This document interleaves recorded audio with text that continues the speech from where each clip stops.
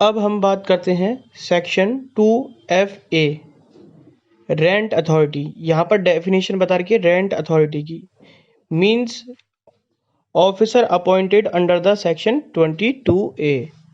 मतलब इसने section 22A जो सेक्शन है उसके अंदर अपॉइंट किया हुआ है ऑफिसर को। वहाँ पे बता रखा है कि भाई इस रेंट अथॉरिटी के जो ऑफिसर है, मतलब जो प्रिसाइडिंग ऑफिसर होगा ये रेंट अथॉरिटी का, इसको कौन अपॉइंट करेगा और इसकी क्वालिफिकेशंस क्या होगी और इसकी अपील कहाँ जाएगी। मतलब इसका जो इसके द्वारा जो ऑर्डर दिया जाएगा उसकी अपील कहाँ कर सकते हैं अपन। तो ये सारी बातें सेक्शन 22A में बता रखी हैं। तो वहाँ पर जब हम उस सेक्शन को पढ़ेंगे तो हम पूरा डिटेल में उसको बारे में जानकारी लेंगे। ये था सेक्शन 2 क्लॉज FA। अब बात करते हैं हम सेक्शन 2G की, जो हमें डेफिनेशन किसकी बताता है, रेंट ट्रिब्यूनल की। मीन्स अ rent tribunal constituted under section 13। हमने पहले भी एक चैप्टर पढ़ा था, चैप्टर नंबर 5। चैप्टर नंबर 5 में हमने कॉन्स्टिट्यूशन ऑफ ट्रिब्यूनल्स के बारे में पढ़ा था, रेंट ट्रिब्यूनल के बारे में, कि अपील के बारे में, इविक्शन के बारे में, प्रोसीजर के बारे में। तो वहाँ पे अपन ने सेक्शन 13 के बारे में थोड़ा सा जानकारी ली थी। तो यह भी हमें सेक्शन 13 में बताता है कि भाई रेंट ट्रिब्यूनल को अपॉइंट कौन करेगा, और उसका कॉन्स्टिट्यूशन कौन करेगा, स्टेट गवर्नमेंट करेगी। और उसमें जो प्रिसाइडिंग ऑफिसर होगा उसको उसको कौन अपॉइंट करेगा, उसकी क्वालिफिकेशन क्या होंगी। ये सारी बातें अपन जब सेक्शन 13 पढ़ेंगे तो वहाँ पर इसके बारे में डिटेल में चर्चा करेंगे, इसके बारे में भी। अब हम बात करते हैं सेक्शन 2H की, जहाँ पर सीनियर सिटीजन की डेफिनेशन के बारे में बताया हुआ है। क्या कहता है ये? Means a citizen of India who has attend the age of 65 years or more. इसका मतलब क्या हुआ कि पहले तो वह इंडिया का सिटीजन होना चाहिए और उस व्यक्ति ने 65 ईयर्स की एज को कंप्लीट कर लिया हो या उससे ज़्यादा की एज को कंप्लीट कर लिया हो, तभी वह सीनियर सिटीजन की डेफिनेशन में आएगा, अर्थात सीनियर सिटीजन की कैटेगरी के अंदर आएगा। अब हम बात करते हैं सेक्शन 2I की, जिसमें डेफिनेशन बता रखी है टीनेंट की। Tenant means the person who, by who or on whose account or behalf rent is would be payable for any premises to his landlord. इसका मतलब क्या हुआ कि ऐसा व्यक्ति या तो खुद या उसके बिहाफ पर, कोई व्यक्ति के बिहाफ पर रेंट दिया जाता है उस प्रमाइसेस के लिए। अब उसके लैंडलॉर्ड को, किसी भी प्रमाइसेस के लिए उसके लैंडलॉर्ड को अगर अगर रेंट का पेमेंट किया जाता है तो वो कौन कहलाता है? टीनेंट कहलाता है। अब इसके अंदर इंक्लूड कौन होता है? The person, including the person who is continuing in its possession. ऐसा व्यक्ति इसके अंदर इंक्लूड होता है जो कि अपने पास पोजेशन अभी भी रखे हुए है after the termination of his tenancy. मतलब उसका जो टीनेंसी का कॉन्ट्रैक्ट किया था ना, किराएदारी का, उसके खत्म होने के बावजूद भी वह व्यक्ति अभी भी उसका पोजेशन घर किराए पर रहता है वहां पे, है ना। तो वो व्यक्ति भी टीनेंट कहलाएगा। लेकिन कौन टीनेंट नहीं कहलाएगा, उसके बारे में बता रखा है कि otherwise then by an order और decree for eviction passed under the provision of this act.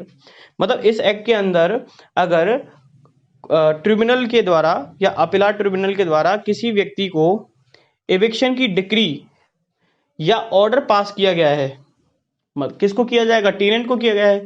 तो फिर उस केस में क्या होगा?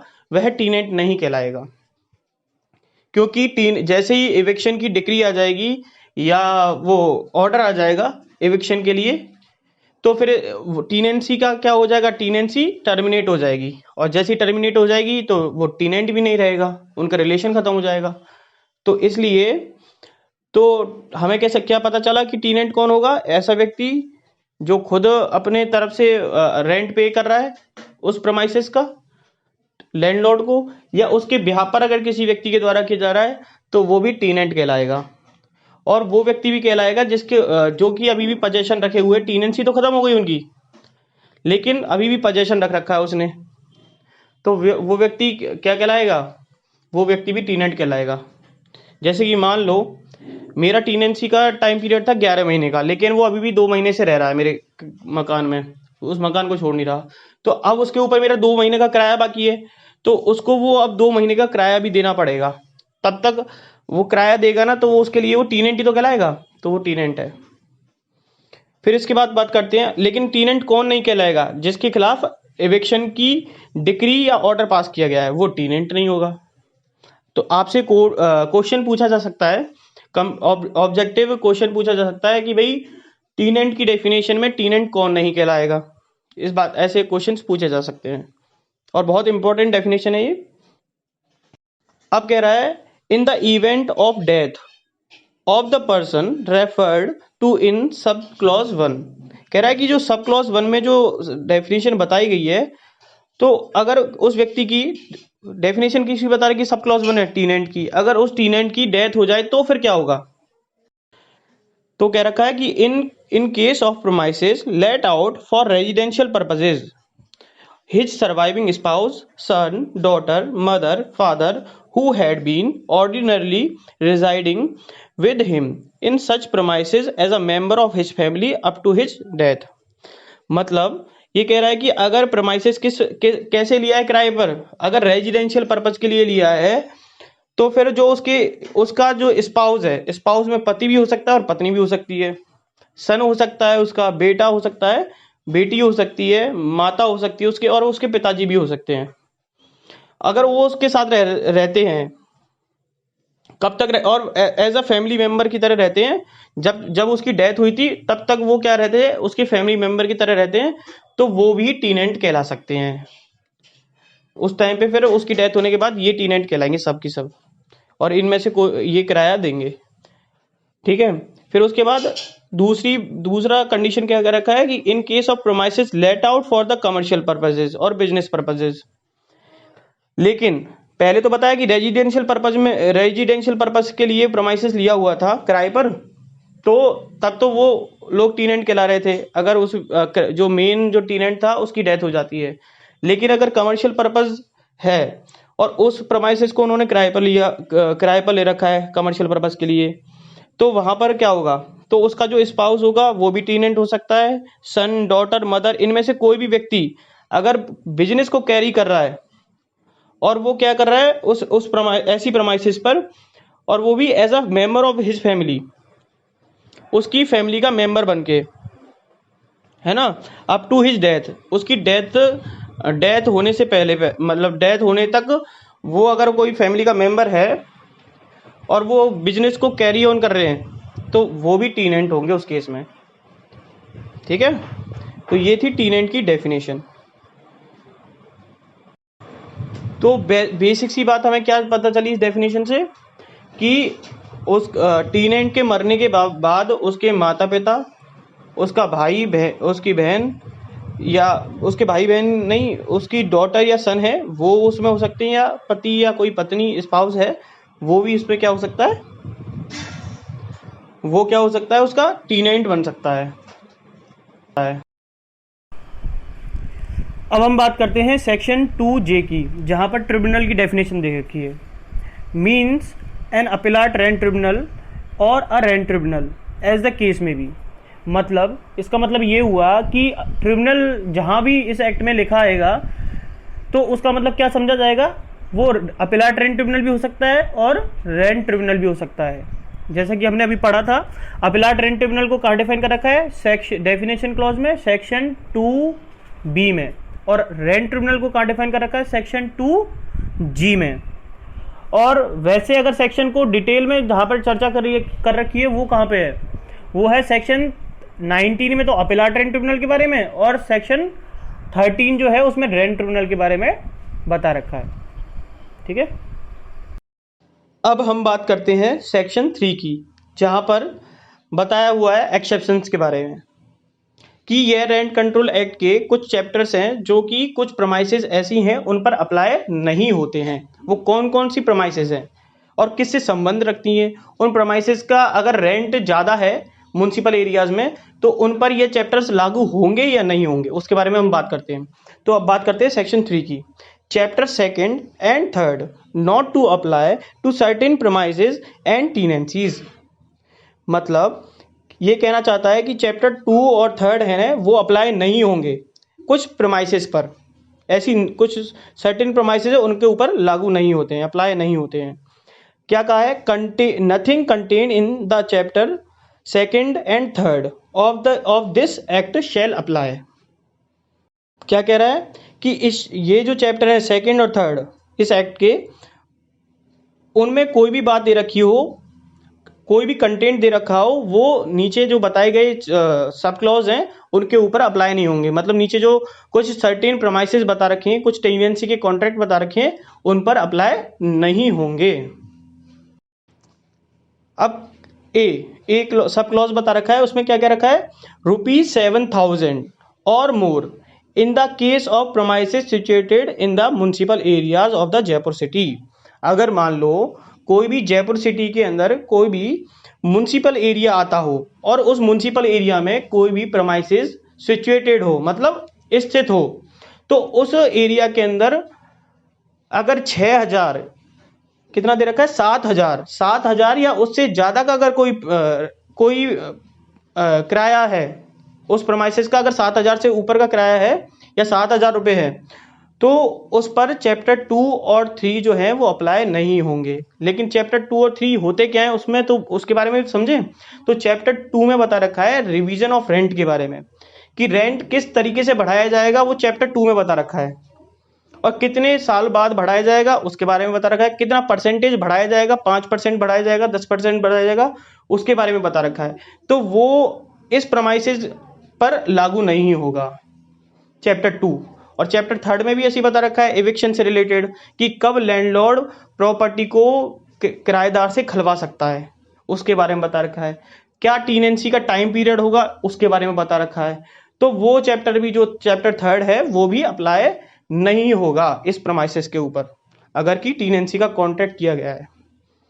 और दूसरी बात बता रखी है बी क्लॉज में, सब क्लॉज में, ₹4,000 और मोर in the case of premises let out at the place situated in the municipal areas comprising the divisional headquarters Jodhpur, Ajmer, Kota, Udaipur, Bikaner.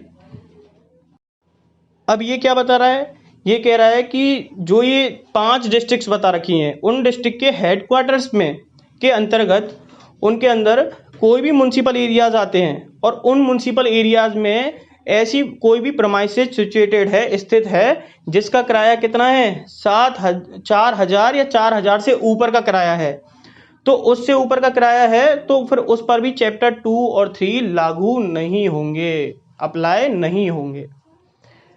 फिर क्लॉज सी बता रखा है, क्या कह रखा है कि अगर 2,000 या 2,000 से ज़्यादा का किराया किसी प्रीमाइसेस का दिया जा रहा है, लेकिन कौन से एरिया में ऐसी प्रीमाइसेस सिचुएटेड है, अदर म्युनिसिपल एरिया में। और अदर म्युनिसिपल एरिया कहाँ पढ़ा था हमने, सेक्शन 1 के एक्सटेंड में। 1 का एक्सटेंड क्या कहता है, उसमें बता रखा है अदर म्युनिसिपल एरियाज वो होंगे जो कि स्टेट गवर्नमेंट नोटिफिकेशन के थ्रू बताएगी। भाई उन्होंने म्युनिसिपल एरियाज तो बता ही रखे थे कि अगर डिस्ट्रिक्ट हेडक्वार्टर के अंदर कोई भी म्युनिसिपल एरियाज हैं, उनके बारे ऊपर तो राजस्थान रेंट कंट्रोल एक्ट लागू होगा, लेकिन अदर म्युनिसिपल एरियाज कौन से होंगे जिन पर रेंट कंट्रोल लागू होगा, उसके बारे में नहीं बता रखा था। तो उनके बारे में किसने बताया, उनके बारे में बताया हमको स्टेट गवर्नमेंट के नोटिफिकेशन से बताया कि स्पेसिफाई कर दिया जाएगा आपको कि ये भी म्युनिसिपल एरिया होंगे। तो उन्हीं म्युनिसिपल एरियाज की यहाँ पर बात की गई है। तो स्टेट गवर्नमेंट ने जो भी म्युनिसिपल एरियाज को डिफाइन किया है कि ये अदर म्युनिसिपल एरियाज की कैटेगरी में आते हैं, तो उन पर उनके अंतर्गत आने वाले प्रीमाइसेस जिनका किराया कितना है, 2,000 रुपये है या उससे ज़्यादा का किराया है, तो उस पर चैप्टर 2 और 3 अप्लाई नहीं होंगे। अब बात करते हैं क्लॉज 4 की। क्लॉज 4 क्या कहता है, to any premises belonging to और let out by the central government और द स्टेट गवर्नमेंट और अ लोकल अथॉरिटी। क्या कह रहा है कि सेंट्रल गवर्नमेंट हो, स्टेट गवर्नमेंट हो या लोकल अथॉरिटीज हो, या तो इनके द्वारा किसी प्रमाइसेस को लेट आउट किया गया हो, मतलब ये गवर्नमेंट कर रही है लेट आउट, या इनसे संबंधित कोई प्रॉपर्टी हो, तो उस पर भी चैप्टर 2 और 3 लागू नहीं होगा, अप्लाई नहीं होगा। और फिर उसके बाद क्लॉज 5 बता रखा है, to any premises belonging to or let out by any body corporate constituted by a central act or a Rajasthan act. का मतलब क्या हुआ कि अगर राजस्थान एक्ट से, किसी भी राजस्थान का कोई एक्ट है, लोकल एक्ट है, या सेंट्रल गवर्नमेंट के जो बनाए गए एक्ट हैं, उनके थ्रू कोई भी बॉडी कॉर्पोरेट का कॉन्स्टिट्यूशन हुआ है, तो उनके द्वारा अगर कोई प्रॉपर्टी को लेट आउट किया गया है, मतलब किराए पर दिया गया है, या उनसे संबंधित कोई प्रॉपर्टी है, तो उस प्रॉपर्टी पर भी चैप्टर 2 और 3 जो हैं किस एक्ट के, रेंट कंट्रोल एक्ट 2001 के अप्लाई नहीं होंगे, क्योंकि इनके लिए अलग से रूल्स रेगुलेशंस, अलग से लॉज बनाए हुए हैं, इसलिए ये चैप्टर्स अप्लाई नहीं होते। रेंट से रिलेटेड, रेंट को बढ़ाने की से रिलेटेड, या उनको प्रमाइसेस से निकालने से रिलेटेड, मतलब बेदखल करने से रिलेटेड अलग से रूल्स और रेगुलेशंस होते हैं इन बॉडीज के, तो इसलिए इस पर चैप्टर 2 और 3 लागू नहीं होंगे।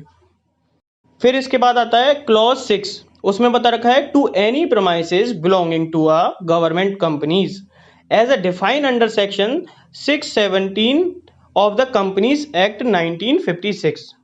क्या कहता है ये अब पहले कंपनीज एक्ट के बारे में बात करते हैं कि जो ये 1956 का कंपनीज एक्ट है वो रिपील हो चुका है, इसके बजाय कौन सा एक्ट आ गया है, 2013 का। लेकिन गवर्नमेंट कंपनी जो होती है वो तो अभी भी होती है ना, तो उनसे रिलेटेड कोई भी प्रमाइसेस है, गवर्नमेंट कंपनी से रिलेटेड अगर कोई भी प्रमाइसेस है, तो उस पर चैप्टर 3 और 2 जो है वो लागू नहीं होंगे। इसके बाद आता है सब क्लॉज 7, जिसमें बता रखा है, to any premises belonging to the Devasthan department of the state which are managed or controlled by the state government or to any property of a Waqf registered under the Waqf act. ये क्या कह रहा है, ये कह रहा है कि अगर देवस्थान डिपार्टमेंट जो है स्टेट का, उससे संबंधित कोई प्रॉपर्टी है, उससे संबंधित प्रॉपर्टी मीन्स प्रमाइसेस है, कोई बिल्डिंग है, कोई मकान है, प्रमाइसेस की डेफिनेशन हमने पढ़ी थी, उससे संबंधित कोई भी प्रमाइसेस है जो डेफिनेशन में पढ़ा था अपन ने, उसको कौन कंट्रोल कर रहा है, उस देवस्थान डिपार्टमेंट को मैनेज किया जा रहा है और कंट्रोल किया जा रहा है स्टेट गवर्नमेंट के द्वारा, तो वो क्या कहलाएगी, वो उसके ऊपर भी चैप्टर 2 और 3 जो है वो लागू नहीं होंगे। ऐसे ही जो वक्फ बोर्ड होते हैं, वक्फ की जो प्रॉपर्टी होती है ना, अगर वो वक्फ एक्ट के अकॉर्डिंग रजिस्टर्ड है, तो उसके ऊपर भी ये प्रमाइसेस, उस प्रमाइसेस या प्रॉपर्टी के ऊपर चैप्टर 2 और 3 लागू नहीं होंगे। फिर उसके बाद क्लॉज बता रखा है 8, सेक्शन 3 का क्लॉज 8 क्या कहता है, to any premises belonging to such religious, charitable और एजुकेशनल ट्रस्ट और class of such trust as the case may be specified by the state government by the notification the official gazette.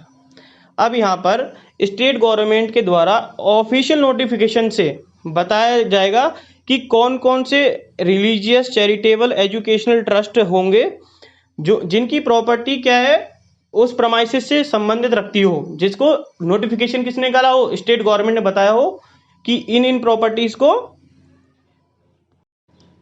In department की premises को department के अंतर्गत आती हैं, तो उन प्रमाइसेस को क्या किया जाएगा, उनको चैप्टर 2 और 3 के अंतर्गत नहीं लिया जाएगा, मतलब चैप्टर 2, 3 उन पर अप्लाई नहीं होंगे। किन प्रमाइसेस पर, जो इनसे संबंधित रखती हो, एजुकेशनल, चैरिटेबल ट्रस्ट से या रिलीजियस डिपार्टमेंट जो होते हैं उनसे संबंधित हो, जिनको स्टेट गवर्नमेंट ने नोटिफिकेशन के थ्रू बताया हो कि कौन कौन सी डिपार्टमेंट है, तो उनसे संबंधित कोई भी प्रमाइसेस होगी उस पर यह चैप्टर 2 और 3 अप्लाई नहीं होगा।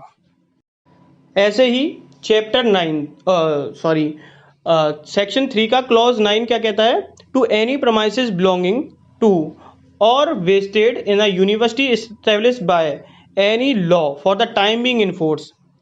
मतलब क्या है इसका, कि कोई भी लॉ के थ्रू अगर कोई यूनिवर्सिटी का एस्टेब्लिशमेंट किया गया है ना, और उस यूनिवर्सिटी के अंदर कोई प्रमाइसेस वेस्टेड है या उसके कुछ राइट वेस्टेड हैं या उससे रिलेटेड कोई प्रमाइसेस है उस यूनिवर्सिटी से, तो उसके ऊपर भी चैप्टर 2 और 3 अप्लाई नहीं होंगे उस प्रमाइसेस पर। फिर सेक्शन 3 का क्लॉज 10 कहता है, to any premises let to bank और एनी पब्लिक सेक्टर अंडरटेकिंग और एनी कॉरपोरेशन एस्टेब्लिश बाय और under any central state act और multinational companies and private limited companies और public limited companies having a paid up share capital of ₹1 crore और more. इसका मतलब क्या हुआ?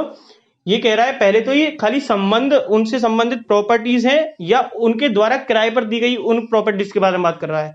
अब यहां पर कह रहा है कि कुछ ऐसे इंस्टीट्यूशंस हैं, ऐसी कंपनीज हैं जिनको, जो कि क्या कर रही है, खुद प्रमाइसेस को किराए पर ले रही हैं। जैसे कि मान लो बैंक है, बैंक ने किसी की प्रमाइसेस क्या लिए, किराए पर लिए, तो अब बैंक को कोई बेदखल थोड़ा ना किया जाएगा लैंडलॉर्ड के द्वारा, तो मेरे घर से निकल जाओ, तुम्हारी बैंक को हटा लो मेरे घर से, तो उसको ऐसे तो निकाला नहीं जा सकता अगर वो एक बार एस्टेब्लिश हो गई है। तो उसके लिए अलग से रूल्स रेगुलेशंस बना रखे हैं, तो उस पर भी चैप्टर 2 और 3 अप्लाई नहीं होगा। मान लो कि अगर मल्टीनेशनल कंपनीज हैं, अब वो एक जगह एस्टेब्लिश हो गई किसी की प्रॉपर्टी पर, अब उसका लैंडलॉर्ड आके कहे कि भाई मेरी प्रॉपर्टी से तुम निकल जाओ, तो क्या निकल जाएंगी क्या? ऐसे नहीं होता। तो इसलिए चैप्टर 2 और 3 जो इस रेंट कंट्रोल एक्ट के हैं, वो इस बात पर, इस सब क्लॉज 10 पर अप्लाई नहीं होते हैं, क्लॉज 10 पर अप्लाई नहीं होते हैं।